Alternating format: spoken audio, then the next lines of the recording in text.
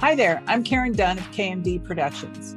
From the equipment manufacturers to the engineers to the business people behind the scenes. Over the years, every member of the Pro Audio Corner of the music industry have become family to me, and it's my job to bring the whole eclectic crew together.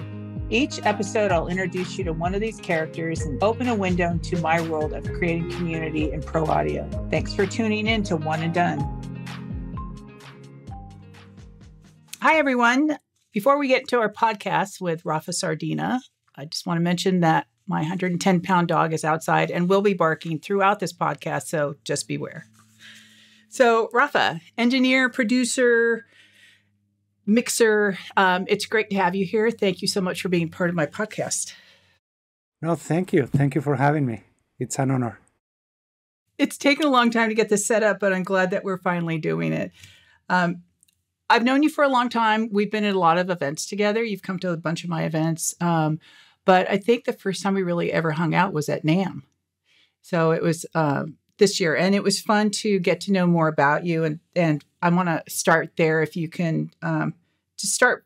I know you're from Spain, so you talk a little bit about that and how you went from living there and getting to the U.S. and doing what you're doing now. Well, I was born and raised in northern Spain in the Basque area of...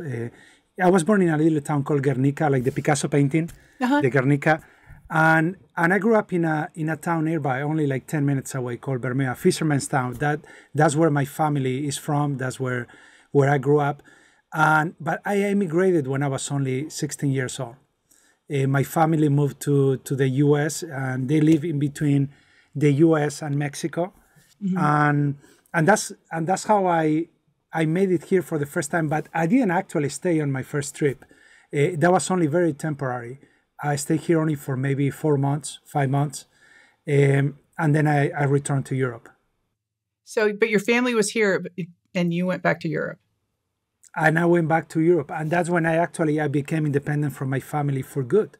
I was very, very young, and they stayed here, and I was the one who went back because I had I had my own personal ambitions. I wanted to pursue my career in music, which I had already, in a way, started and had been pursuing for many, many years.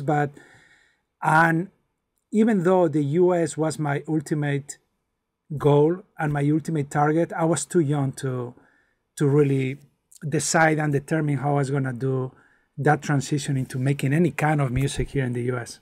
Were you from an early age then, were you always a goal setter and always have plans of what your life was going to be like?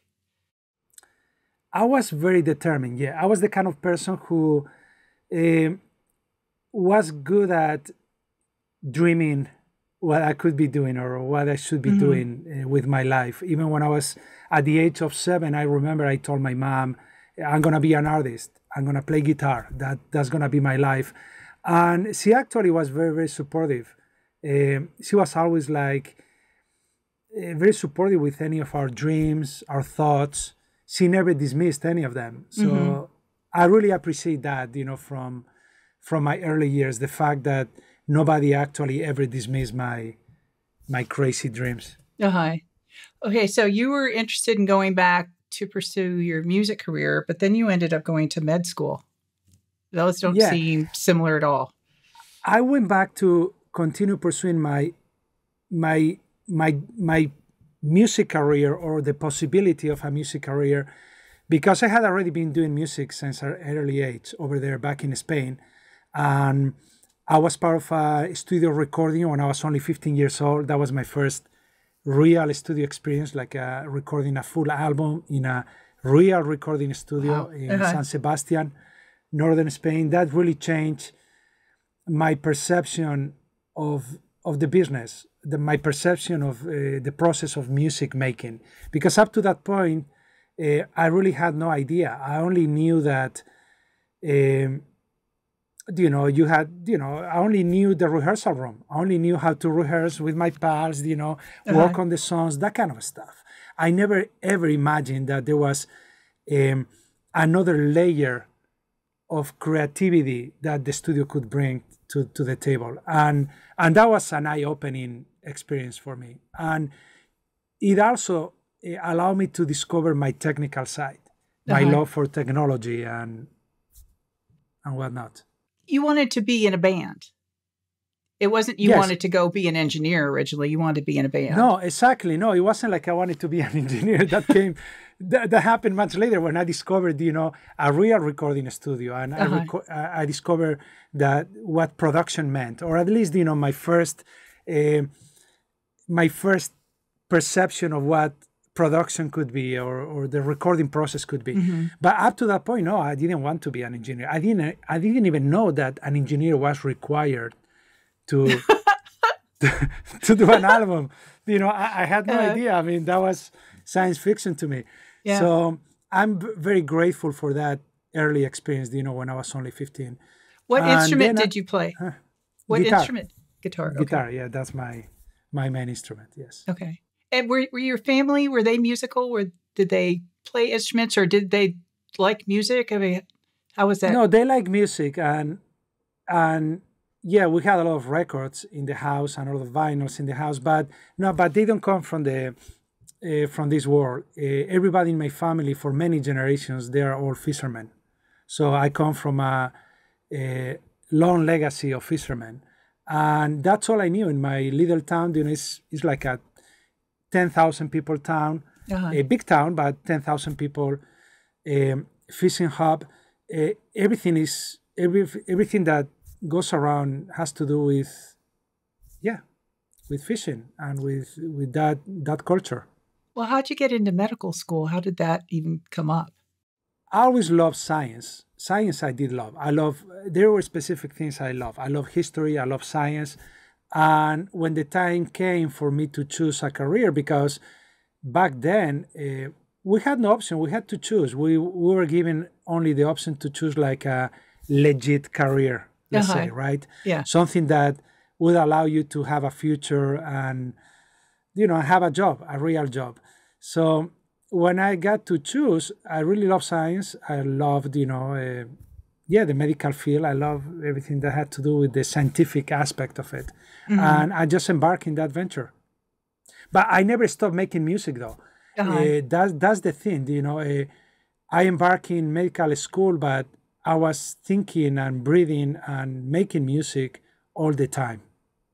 How did you enjoyed medical school? You finished medical school. How did you choose music over medical school, since you liked that? I love medical school, actually. I loved, everything I learned from it. And not just from the, like I mentioned, the scientific standpoint, but the psychological standpoint. One of my biggest lessons being in medical school was actually dealing with people. Dealing with people, and not just with colleagues, but dealing with the patients at some point, right?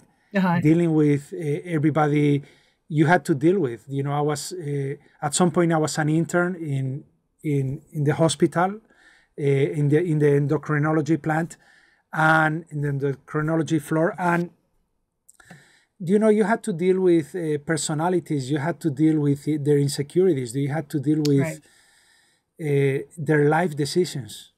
And it's got to be a quick study, right? It's not, you don't get to know them over time. You have to know like pretty fast, right? You have to be able to read them quickly, I would think. And sometimes you only have like a few minutes to really get to know people or understand, what they were going through and empathize with them. Right. So that was the reality of, working in that medical field. You only have one chance to get it right, to truly understand what's really happening.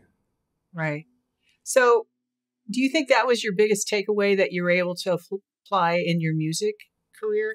I think that was one of the aspects that actually helped me out quite a lot in my early years, especially because I think I did have sort of an advantage without knowing it. I wasn't even aware of it, but having dealt with people like that, and keep in mind you are working in a hospital, also you also deal with a lot of emotions.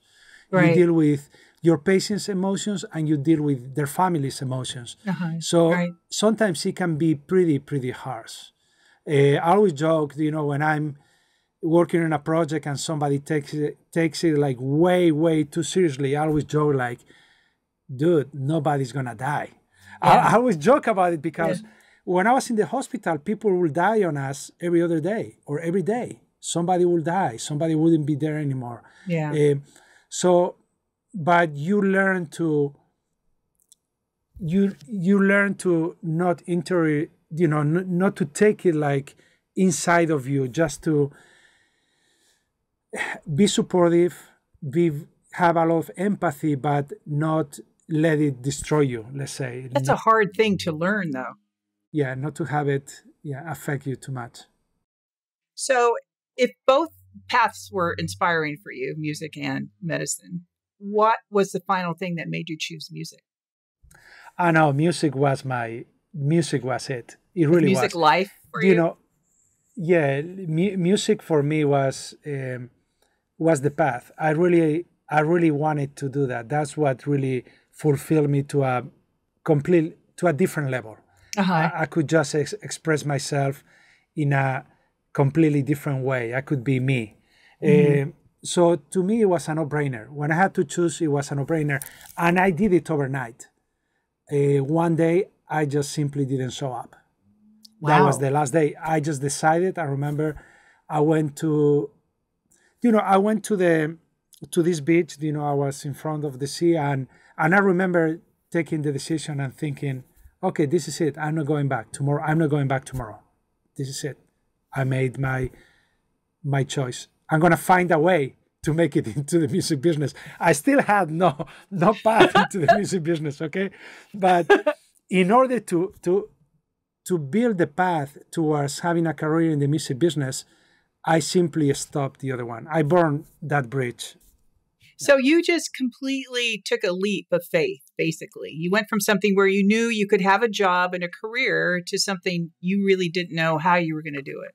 Absolutely. And even thinking, taking into account, I was actually pretty good in medical school. I was doing great. And everybody around me thought that I was having like a major crisis. And to me, it was just the opposite. I wasn't having a crisis. I was having like a revelation. I was thinking like, no, to me, it was just the opposite. People were actually pitying me, and I was just thinking the other way around. I was like, I had never been that excited ever before. The moment I made that choice, I was like, this is it. Now I'm going to put all of my abilities, into learning more about making music, more about engineering. I already knew about engineering. I had been taking jobs during those medical years. I had been taking music engineering jobs, teaching myself how to do it, learning about production, touring. You did live sound, right? I did live sound nonstop. I tour. I travel a lot, touring. So I did everything from being a stage manager to a production manager to a production assistant manager to, you name it, monitor engineer, front house engineer, anything that will get me more experience. That's why I knew this could definitely be my path, and this would definitely be my path. Yeah. When you made that decision, how did your family, what did they think? Were they supportive? Yeah, they were supportive. Yeah, they actually were. At the beginning, they were in disbelief, number one.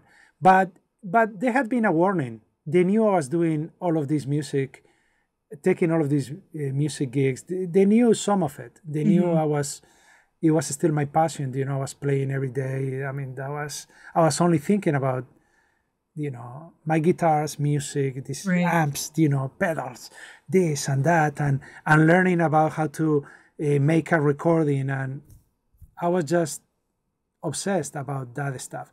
Yeah. So when it happened, I think that they even feared it could happen at some point. I think that they feared that they had seen the warning signs, over the years. I think it would be a hard choice to make. If there's someone else, like there's someone now, a young engineer trying to get in the business, or a student who is thinking maybe they should stick with some kind of stable career. Do you have any advice on how to make that choice? Or looking back on that now, would you have done anything differently? you know, I would have tried to maybe take some kind of career or some kind of even a trade school that will complement my aspirations in the music business. But for example, what happened with me and what worked for me was pretty radical, because I pretty much burn every bridge in order to make this happen. But I was so certain that I was going to make it one way or another. I think that you have to have some, you said leap of faith. That's what it takes. It takes a leap of faith in any creative career. I think it's not just in music, anything creative. It takes a leap of faith, because you never know how you're going to fit in the market. Right. You never know. I mean, you have zero guarantees of how you're actually going to be able to fit. Yeah. So you have to just use your intuition and take that. Yeah. Now, since you did a bunch of live sound stuff too, why did you not decide to pursue live sound instead of studio? You know, I was very lucky, because while I was doing live sound, they will actually call me for studio gigs. Some of the artists, some of the people I work with, they will actually ask me to help them in the studio, or even in home studios, or improvised rehearsal spaces, recording their demos. So from early on, I totally understood that you could be so much more creative in the studio. You are actually building things from scratch. You are just you are creating the building blocks of a song. You are either being during the songwriting process, or arranging the song, or coming out with the right sound for each specific song. So early on, I knew that was so much more creative for me. It was like starting with an open canvas and building something. While when you are doing live sound, it's very gratifying, but it's like a one-off. It's like you have to really make it happen. You have no second chances. It is what it is. That very moment, by the time you are trying to correct anything, that moment is gone. Right. You are on the next song. So on the other hand, it's very, very gratifying, because the gratification is instantaneous. It happens right there and then. It's that audience. Exactly. Yeah. So there are pros and cons, but I understood that the studio world was what I needed to do. So I think it's really interesting about the building blocks and the blank canvas. So when you have a new artist that you're working with, what's your process when you first get together?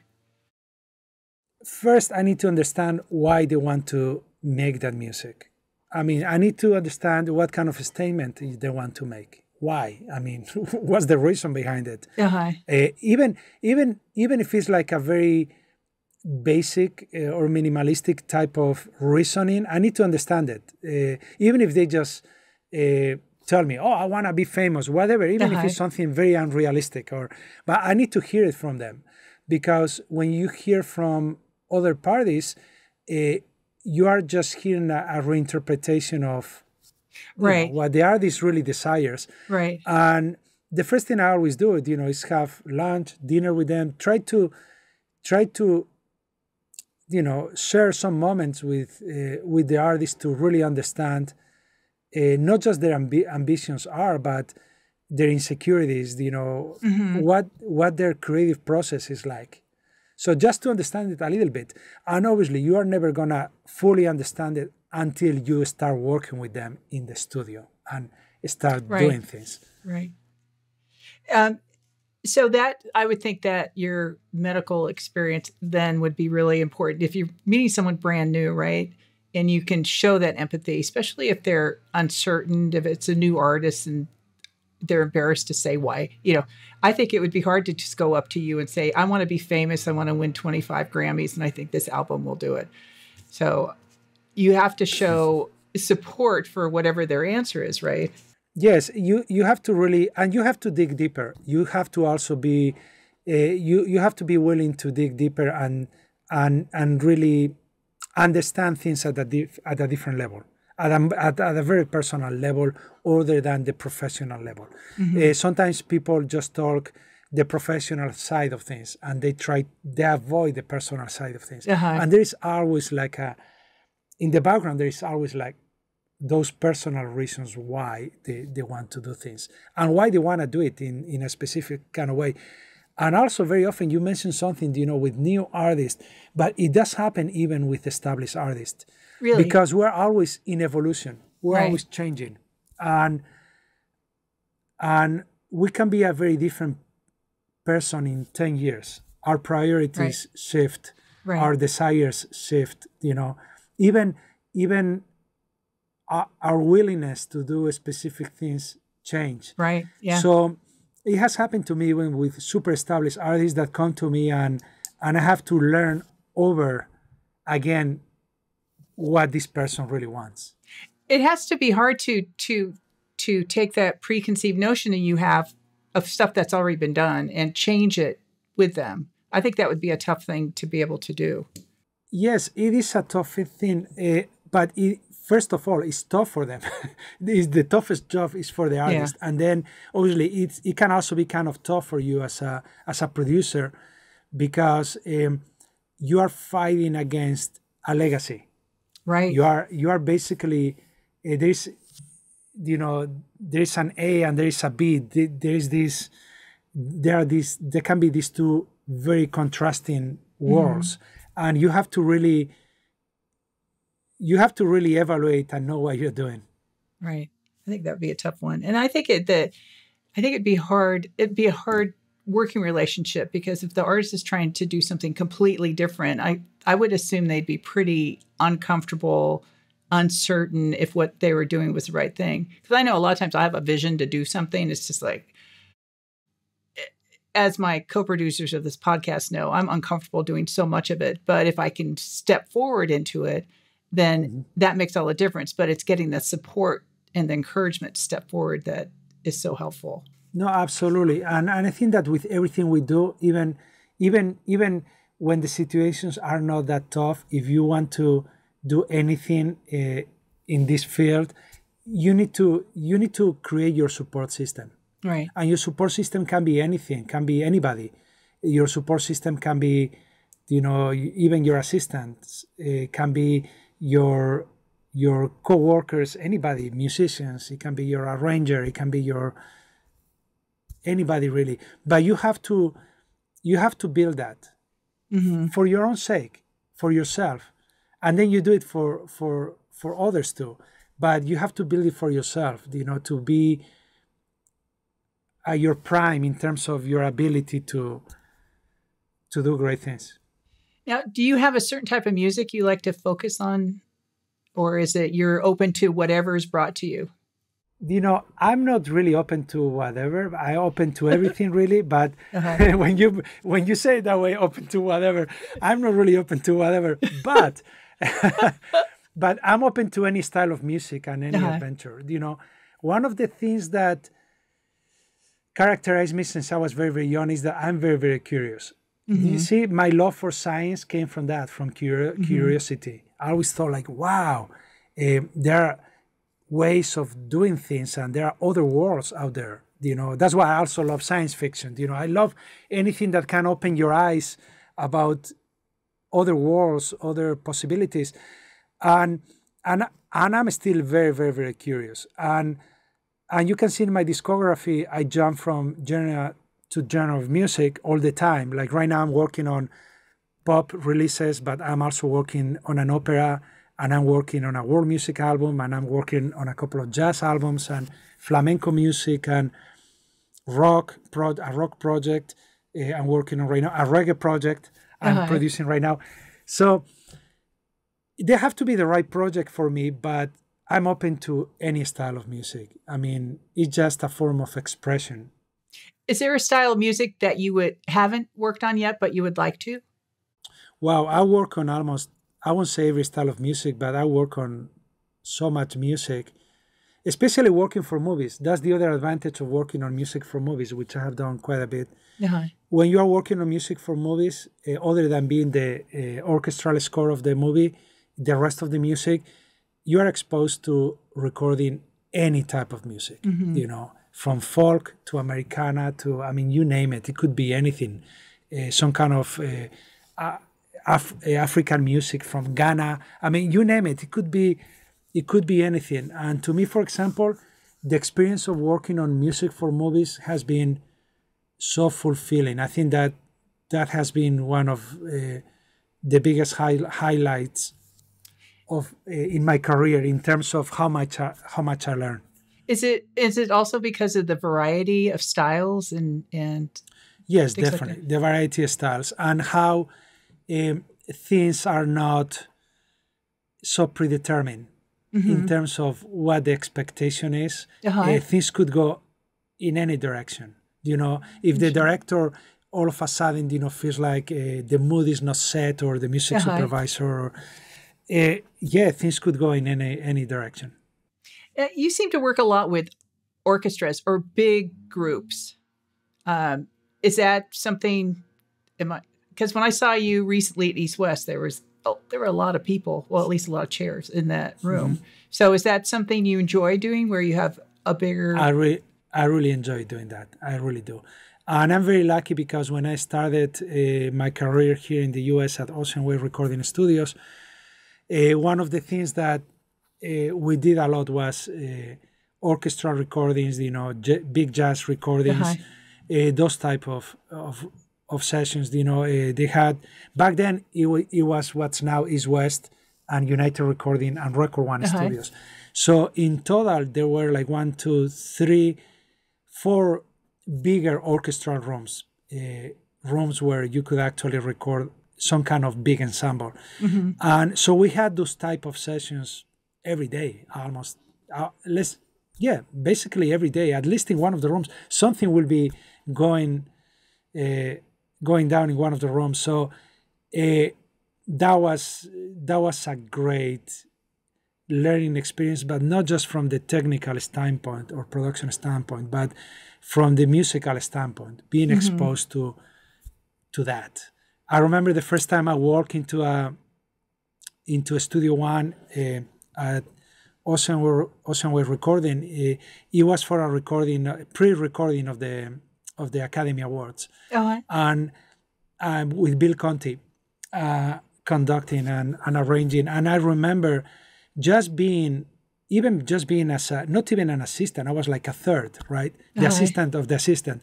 Even just being right next to the conductor, just staying there, just to move microphones, do whatever, you know, just to pay, you know, just to watch if anything wasn't right in terms of headphones, whatever it might be needed. And I remember how, to this day, I remember how it felt to hear the whole orchestra in the room. Just standing there. And it was life-changing for me. So I would think if you're recording a lot of different people, that there's a lot of personality in that room. So how do you deal with that? I can't imagine, well, maybe everybody does get along the entire time, but I would think there'd be some kind of conflict. Is there? And if so, how do you work with that?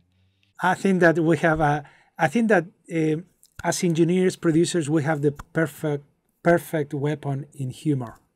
I think that you have to really be able to diffuse that kind of tension. And I think there is no better solution than doing it with humor, you know, telling them a joke or minimizing the situation but making it funny, you know, like, and that's one of the things I do the most, because even in the process, you also make it better for yourself, not just for the rest of the guys, you know, experiencing that, you know, blast of, you know, bad energy, but you make it better for everybody, even for the studio assistant, you know, everybody feels like more at ease, like, okay, nobody, like I said earlier, you know, nobody's going to die. So yeah, chill out, you know, we're going to find a way out of this. One thing that I didn't know about you until we sat down and talked is that you take chances all the time, and you will say yes to pretty much anything. So can you tell me the Plácido Domingo story again? Well, when he approached me, I thought he was mistaken. You know, when you get a call, right, from somebody like, you know, like probably one of the biggest opera legends of, you know, in history. And I had met him once during the Latin Grammys years before, but I didn't make much out of it. And he approached me one day, and he approached me to basically help him with a recording. And I was like a little bit puzzled. Oh, what does he think he knows? You know, I was like really, really puzzled. What does he think he knows? And because this was early in your career, right? This is very early. Well, not super early, but, you know, mid in my career. Okay. And I thought, like, why not? Let me explore this. Let me see what, let me ask. Mm-hmm. Let me be 100% honest. What do you see in me? How can I be of help? Uh-huh. And he actually mentioned a couple of projects I work on. So he had actually come to that conclusion by actually listening to my stuff and liking it and thinking about how I could help him, you know, with vocal production. Uh-huh. So, and I'll never forget, you know, is some of my, I think it was my first recording. I was so nervous, you know, like, I thought, like, what the hell? You know, I know what I know. I can help with what I know. I know how to, you know, sort of like be the conductor of a situation. So let's see how it goes. And I remember on that first recording, I was already singing back to him, telling him how to sing some parts. But I'm not a singer, but I do sing. You know, to my artists, I sing the parts back how I think they should be. Okay, but you're singing back to Plácido Domingo. Wasn't that intimidating at all? No, because it happened very spontaneously. I was like, I need to be able to tell him I'm not that technically savvy, musically speaking, to tell him do like an Anna Cruz here and then I was like, okay, I'm gonna sing it to you. This is how I see this passage happening. And he actually told me straight to me, told me, this is great. I think that he thought it was even better than he could have ever imagined, because he really liked the direction I gave him. And he told me, you are one of the only guys that has had the guts to sing back to me and tell me how to sing it, other than obviously other musician or other singer, right? And I was like, well, but it came out of pure intuition, you know. That's what I needed to do in that very moment. And again, his respect, and we continue collaborating in many, many projects. That's a great story. Now, I would think that with you just saying yes to everything, well, I mean, things that you want to do, but things that maybe you don't necessarily know exactly how you're going to do it, you have to have failed at some point or done something wrong. So if you, what I want to say is, if you have, how do you recover from something like that? And how do you get enough courage again to take that leap again to say yes to something? But I consider myself to be very lucky, because it hasn't really happened that many times. But when it has happened, it's a blessing in disguise. Because when it does happen, that's when you learn the most ever. You learn so much from your failures, even from the small failures. Because it doesn't mean that you're not going to try to do it the same way. It just means that you're going to be better prepared. Number one, for the consequences, if you fail again. And number two, you're going to be prepared in terms of being able to recognize the early signs of something not really happening the way it should. You are able to recognize, okay, we're about to fail. This is not going well. For whatever reason, you know, react, change something, you know. So you also get better prepared by having a better arsenal of tools, right, in your disposition, you know, to sift gears and change things. So that's what I learned the most out of failure. It teaches you to be better prepared. Yeah, I know with events that every event I do, no matter how prepared I am, I know one thing's going to go wrong. And it always does. And sometimes it's little and sometimes it's big. And usually people don't even know. But what I've learned to do is know it's coming. And then you have to react and you have to fix it. Or you have to have the arsenal that you were talking about and take care of it. And you can't just stop and not know what to do. That makes it worse, I think. No, absolutely. And you have to be prepared. Yeah. Yeah, absolutely. And I've been in that world too, in live production.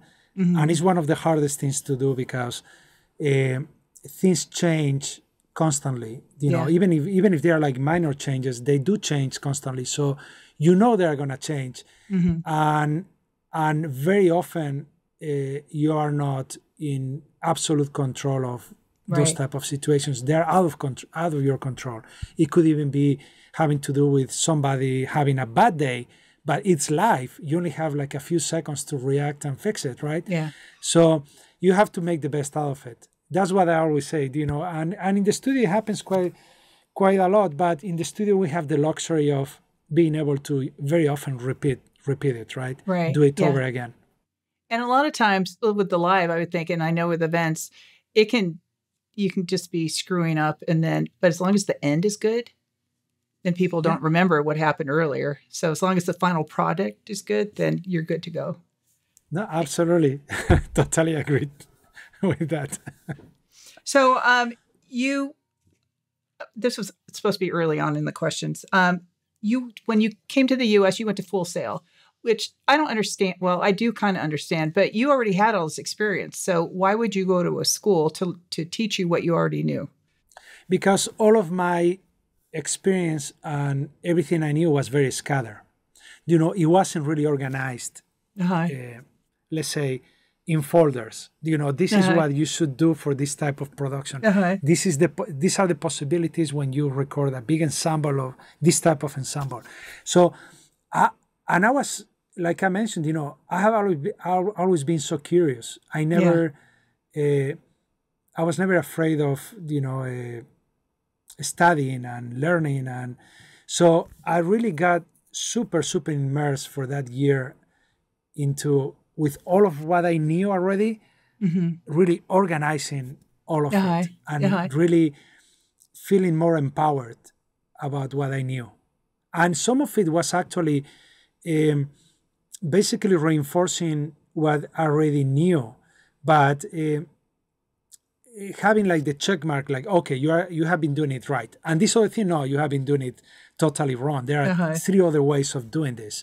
And for example, George Massenburg will do it this way, but Glenn Jones will do it this other way. And Al Smith will do it this other way. So that's very, very valuable. Yeah. Even if you don't apply it to your own style of doing things, but you have already experienced it and what works best with your personality and with your way of doing things. So when you were done with Full Sail, you got an internship at Ocean Way. Did they end up hiring you for staff after your internship was over? Yes. Yeah. And I'm super grateful. That was my big opportunity, basically, when I got started at Ocean Way. And I remember it wasn't an easy thing because I did the interview and they say no. Basically, back then it was Jack Waltz was the general manager, GM. Jack Waltz did the interview with me. Alan Sides was around, check me out. And they basically say no. What do you know? The kind of assistants that we hire are super seasoned assistants, and for example, they had just hired a new assistant and he was Princess Engineer. Wow. He had been Princess Engineer at Paisley Park for 5 years. And he was an assistant. I remember, and he became an assistant. Wow. Because he moved to LA. The other assistant they hired was from Manta Studios in Toronto, Canada, and he had been an engineer full engineer recording orchestras for maybe 10 years. So they were hiring like super capable people, and they were very clear to me. We really think that you don't know shit. Mm-hmm. I mean, you think you know, or we don't even, they were not even sure what I knew, but they were pretty clear, with me. And they told me, we really don't care what you think, I didn't even know how to run a synclavier system. I learned the craziest shit just to be the best I could do, and to be somebody horrible, right? Somebody that they would like. And I remember when they say no, I was so devastated. But my brain was already working. I'm stepping out of the office. I stepped out of the office and I stood there for a few seconds, maybe, I don't know how many seconds, and then I knocked back into the office and walked in again. And I told, Jack actually asked me, do you forget anything? It's like, no, I just need a few more seconds of your time. And I sat down and explained to him why I needed to be there and only there. I didn't even want it to be anywhere else, in any other studio. That's where I wanted to be. And I think he was a little bit shocked also, and he told me, okay, can you start the day after tomorrow? That's what he told me. Wow. Like, what? But I don't have a position for you because I cannot make you an assistant. I don't know you. I don't know how good you are. I have no idea. And I don't want to simply make you a runner either, because, you seem to be prepared, but I'm going to make you an intern. And I'm sure I was the first intern ever at Oceanway. Wow. For that reason, because they didn't believe in internships back then. They just hired people. And I was doing every single duty possible, as a runner, as you name it. I did it all. But it was a great school for me. It was a great school because we were exposed to the best every day. So they had a total of, back then it was 1, 2, 3, 4, 5, 6, 7, 8 rooms, which later on became 10 rooms. 2 at United, the 3 main ones at what's now East West. The new, later on, what they call the Yamaha room, which was a piano demoing room, which now it's another one more studio. And then the 2 rooms at Record One in the Valley. And I do remember, every room was booked every day, every single day. There were not like openings ever. And there could be George Massenburg in one room, Glyn Jones in another room, Peter Assen in another room. It was just crazy. It was a great school. So, and did you know every day when you went to work, who you'd be working with or what you'd be working on? Oh, yes. We had like a very clear schedule. We were given, you knew what session you were going to be on for weeks, because sometimes you will be booked in a session and you stay with that session, basically. So you will be with a session for whichever long it will take. Maybe it was 3 days, a week, or a month. So then again, we have a bunch of personalities, right? Yeah, and this is where my experience, in medical school kicked in without me knowing it, without me even recognizing it. I think that looking at it in retrospective, I think that I was already applying what I knew about how to deal with certain people, especially in difficult situations, when shit will hit the fan, when things wouldn't go right, when I'll be like, I'll pretty much manage to, I think, put people at ease and make things not look that bad, or make them look like, I don't know, an opportunity to make something good out of it. And I remember they started putting me with some of the difficult sessions. And I remember I asked the studio manager, why are you putting me with such and such again? Or with, you seem to get along with them. They will always tell me that, like, we had no problems. When you are working with them, they're like, oh, they're fine with you. I mean, they really, we don't hear about any problems. Because I think that's one of the keys about this job. You don't let things escalate in a bad way. You basically, you divert, you go in a different direction, you make things, but you don't make them, you avoid, the bad elements of it. You know, you avoid making them go into the red. Yeah. Yeah. So then you went from Ocean Way and you opened your own studio. Well, I was in Ocean Way, and I became a freelance almost very, very early on. I became a freelance. Actually, some of the clients started calling me. Some of my previous clients started calling me, and a few years later, I opened my home studio. Yeah. So you went from a secure paycheck to now, once again, you don't know, right? Yeah. So that was the only period of my life where I had any kind of secure paycheck, like you said, because it was a very busy studio. I mean, we could work as much as we actually desire. I mean, if you were good, you could be working 24 hours a day, 7 days a week. You could be working 24/7. Not that you would like to do that, but yeah, that was pretty much the opportunity, what the opportunity was like. But it was clear to me that to fulfill, you know, my ambitions about becoming a producer, becoming, like an engineer that anybody could call and anybody, in order for me to work with whoever I wanted to work with, I need to be a freelance. And I became a freelance pretty early. So you always had an end goal to be able to produce and engineer whoever you want to. I always had the ambition, yeah. And you have to somehow,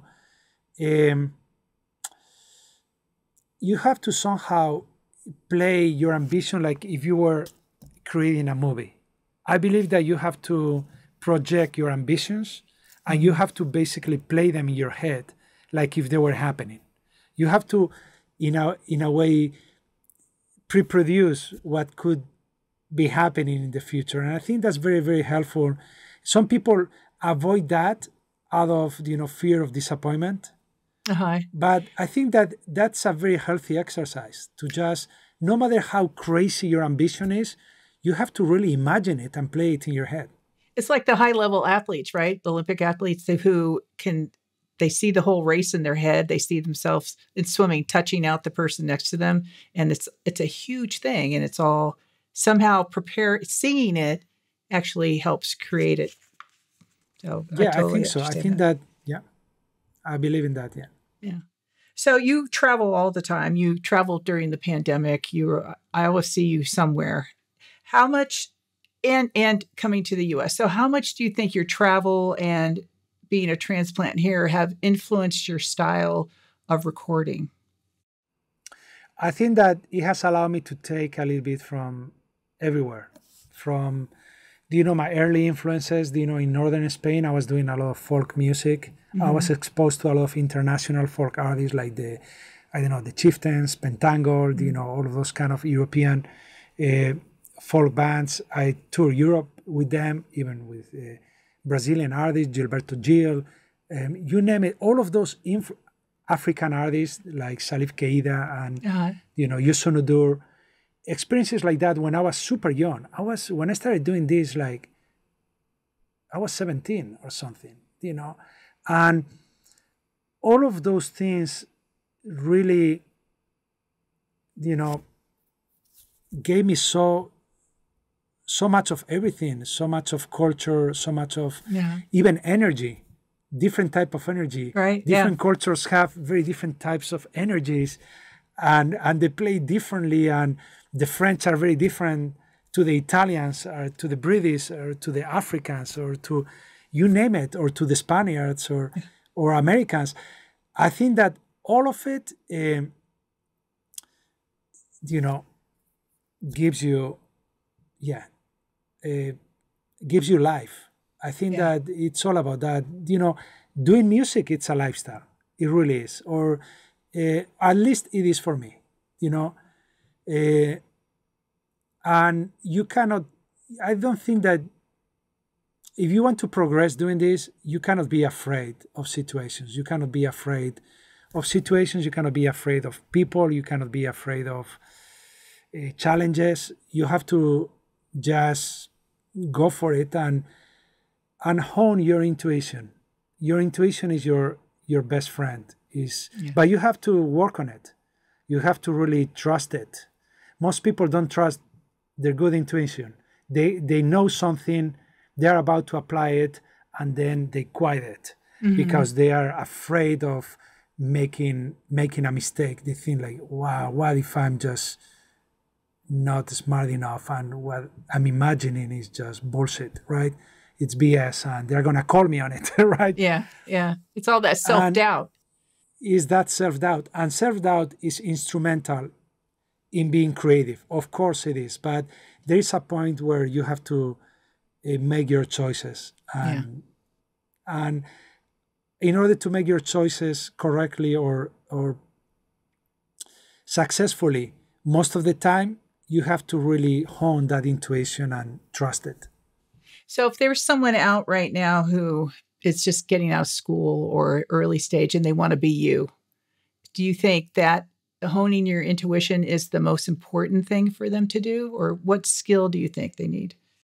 I think that they need, number one, they need to have people skills. They need to be, it's always mentioned, right? They need to be a good hand in one way or another. It doesn't mean that you have to be funny all the time. It doesn't mean many things that we preconceived it should be like that. You could be like dead serious and be a good hang. You just have to do it on your own terms. You have to bring your own personality out and bring it to the table and make it likable. Even if you are like a very, like I mentioned, like a very serious person, or you are very, I don't know, you could have like the strangest personality in the world, but you could still be a good hang. It just depends on how you expose it. Yeah. I'm pretty quiet when I get people, but I think I'm good to hang out with. Because you're a good hang. you can be quiet, but if you're a good listener and you actually like pay attention to what's going on, I think that makes a big difference. No, absolutely, it does. Yeah. So I've talked about this pro audio community forever, and it's very important because I just love it so much. And so I want to know, what does community mean to you? This community are like my life support system, really. I mean, and I love it. Like I mentioned earlier, it's a lifestyle. You have to, and there's nothing else I'd rather do. And I like many things in life, okay? I do like many things. I like traveling. I like wine. I like, being out at sea. I like many things, but if I can do those type of things, also being connected to music, even better. Yeah. I mean, that to me is like the perfect situation for me. For example, when I'm I have a wine project. When I'm working on my wine project, I'm always surrounded by music. I'm always surrounded by artists, by bands. There's always that connection, and they're so similar in many ways. Both worlds are so similar. So the same when you're traveling, when you're traveling, you're exposed to so many experiences, and so much has to do with their culture, with their music. Yeah. And, music is the one element that always surrounds celebration, right? Any kind of celebration, any kind of festivity is always connected to music. Right? So, and the same with wine. I was connected with wine, with music. So it's all the same. It's all one. Well, why don't we talk about, this wasn't my next question, but why don't we talk about your vineyard in Spain? Have you always been interested in wine? And was it so great that you decided that you wanted to own a vineyard? Well, I have always been so connected to the wine experience. And I think that when I say the wine experience, it's not just wine per se. It's everything else that surrounds it. It's the terroir, it's the surroundings, is nature, it's people, mainly people. Right. Those, when we're thinking even about that terroir, when you are in the winemaking business, the terroir doesn't exist by itself. It's connected to a family. It's connected to somebody who has given that terroir, who has affected the personality of that terroir. Both are connected for good or for bad. They are connected for life. You know, one affected the other. They complemented each other. So, and some of these vineyards have been around for even 100 years. And some of these families have been doing this for hundreds of years. Yeah. And so when they have like a vineyard that has been planted 100 years ago, just imagine how much of their own family culture it is. Yeah. It's actually, it's part of them. It's part of, their grandchildren. It's part of, it's part of the grandchildren of the original, generation that did it. I think it's a wonderful cultural experience. Yeah. What goes around wine. Yeah, that's really fascinating. I hadn't thought about it that way. So other than your wines, what are some must-try Spanish wines? Well, I think that there has been a revolution in the wine world in Spain in the past 15 years, a true revolution, because many of the areas that were not that well known are proving that they have unique terroirs, unique varieties that now are being exposed, with the right people behind the projects. And a lot of them are super young people in the 30s.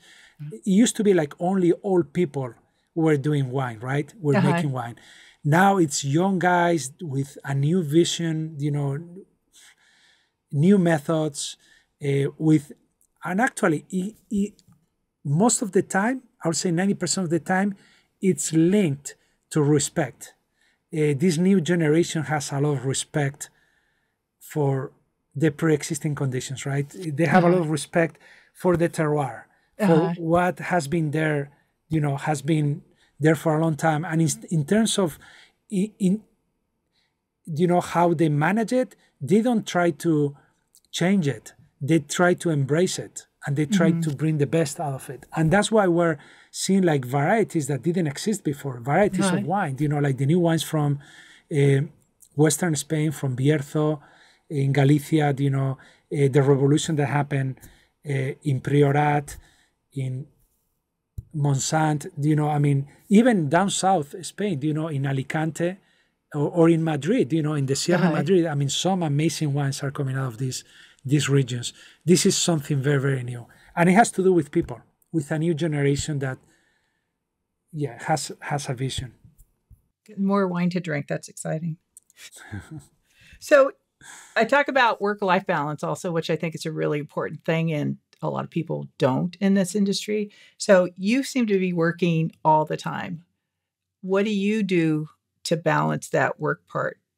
Well, I like to enjoy, like I mentioned, those outings, whenever for example, now I'm taking a trip to Europe. I'm going to be there for almost 5 weeks. And I'm going to be working in Madrid, in London, in Bilbao, in San Sebastian, different places. And during that time, I'm also going to be, in the wine region. I'm going to be looking a little bit into the wine, but I'm going to be enjoying life. I'll be honest with you. I'm going to be taking my breaks and being with family and friends and really enjoying life, And obviously they're connected one way or another, but like I said, for me, it's a lifestyle, and I try to make the best out of it. I like to enjoy every single second of it, right? So I never look at it as work. I'm not ever thinking like, I have to go to work. No, I always think about, I'm going to be working in this project, but I'm never mentioning the word work. For me, it's not really work. It's a way of expressing myself, right? And then I'm going to have a break because I'm going to be doing something else. And then I'm also going to be working on another type of project, a movie I'm co-producing, and a documentary I'm co-producing. So I'm in a different space. Right. So I shift the spaces all the time. So, and these spaces, I love them. They're like so creative and so good to me that, Okay. You have a long history of giving back with the Recording Academy, and establishing huge things with Laris. Why is this so important to you? I think that we have to create opportunities for the new generations, for the new generation. We have been very lucky with our careers. In my generation, I was successful enough to have a really great run, have fun during the process, but things are changing constantly, and not always for the better. Studio opportunities are lesser. So we need to teach, or we need to give the new kids a little bit of our experience so they can be better deciders in their careers, so they can really know what the real options are. They can actually learn from past experiences from us, but also from where we see things going, because we're living it at the moment. We're actually part of that, of those trends, and we see how things have shifted. So we know the realities of it. And we can also, tell the students and the new generations what's really important. Because after this many years, we know what works, being in a room with other people. And very often they haven't gone through that experience, so they have no idea. They have these preconceptions about everything, but they don't really know. So it's an opportunity for us to give back and help them, have a career. And I would think too, and hopefully this would help, since you've been through it and you can point out to them areas where maybe they might stumble, but now they can avoid it because you've already experienced it and you can let them know. Absolutely. Yeah. And it comes very often, it comes even with their own questions, they usually get to ask, without knowing, they get to ask the right questions. And they don't even know. It might seem like very frugal. They're asking something just because, let me ask you about this. But then they really hit the nail, in the head by asking those questions, because then it opens the conversation to something they never imagined could be that important to their careers. And I would think that a lot of the students don't understand how important people skills are. They think if they can get all the technical and they have high skill level technically, that they'll be successful. But a lot of it's dealing with people. Yes. And no matter how good you are technically speaking, and you have to be good. Let's not forget about it. We cannot overplay either just having people skills. Obviously, people skills are fundamental to doing what we do. But then you also have to deliver, right? You also have to create that piece of music or that arrangement or that mix, that final mix. You have to basically deliver something that people are going to be happy with. But I always tell, new students, on even my interns, study, do some research in other areas. Study, psychology. Study other areas that are going to help you understand people, get into people's brains. Just for the sake of understanding them and be better prepared for any situation. Yeah. Good advice. Okay, last question. I ask everybody, this is my last question, especially since you travel so much. To say you're in Spain, I'm going to come to see you. So where are we going to go for dinner? Because I won't decide anything. So where are we going to dinner? What are we eating? What are we drinking? Probably your wine. What kind of music are we listening to? And what are we talking about? Oh God, I know where we're going. So we'll be in Rioja, the wine region area, south of Bilbao, not far from it, only 45 minutes away from it. Beautiful region. It's all, wineries and vineyards. It's a beautiful place. And we'll be in this tiny little restaurant in a very, very small town, historical town. And this place is called Alameda. It's like family style, food, but sophisticated. On the other hand, it's also sophisticated, and they have, the most amazing, even vegetables and fish. And I mean, it's unreal. It's unreal. I dream about it. I dream about this place. Okay. So we'll be at Alameda. Okay. We'll be drinking a great bottle of wine. Okay. Or actually, we'll be drinking several wines because it's always good to, not for the sake of drinking much wine, but even if it's to try different things during your meal, right? To have, it's a journey, right? Yeah, to do the journey during your meal. And we'll be talking about do you know about vineyards, about local people. The great thing about a place like that, like Alameda, you are sitting in a table. It's a very small place with probably 8 tables, and in the table next to you will be another winemaker. Will be somebody, or even a musician, a band. A lot of them love this place because it's spectacular, and we'll always end up joining some other table, or they join you, and you end your meal, talking about different things all together. And so that's what I was talking about, that communal experience that you create, and you provoke, but you don't ever force these kind of situations. They simply happen. Yeah. And that's the beauty of it. That sounds wonderful. I think maybe we'll have to set this up. We're definitely doing this. Well, thank you, Rafa. This has been really great. It's been a good conversation, and I love talking with you. No, it was really, really great. And when you mentioned about, advice, there was a saying that it really struck me the first time I heard. And there are 2 things I'm going to say. Okay. One of them, it happened during a conversation with an artist I was working with. And he mentioned something that really stayed with me. And he made it part of a very famous lyric that he wrote. And he said, like, the most dangerous about life is living it. And it brings me to the next thing, right? And I remember I heard this from somebody, and he goes like, life is like walking in the rain. You can hide and take cover, or you can just get wet. And when we're talking about, taking chances and doing things in life and really wanting to be in this community or being part of this, I think it has a lot to do with that.